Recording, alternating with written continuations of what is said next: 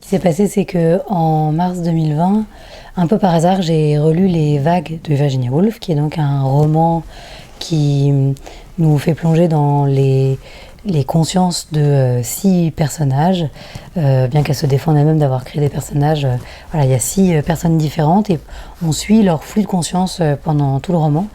Et en fait, c'était donc le début du premier confinement et il y a eu comme une sorte de sidération, de plonger dans les intériorités de ces différentes personnes et leur lutte avec les forces inexorables de l'existence, que ce soit le temps ou la mort, et leur soif de les vaincre, non pas, enfin pas de les vaincre, pas de les faire disparaître, mais de leur survivre en tout cas, d'une manière ou d'une autre, notamment grâce à, en investissant le langage, l'amitié, enfin l'amour en fait.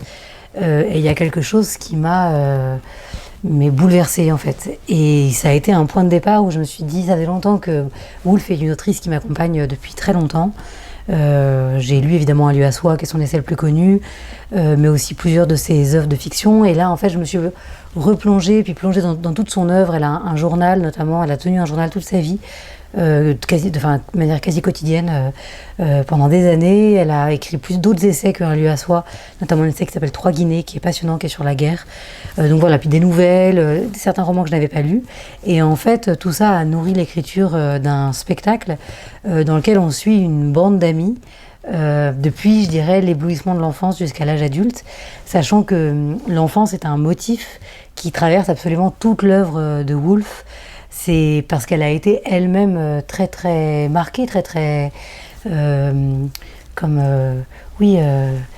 comme si son enfance avait été le creuset de toute son existence future et puis de toute sa personnalité d'autrice.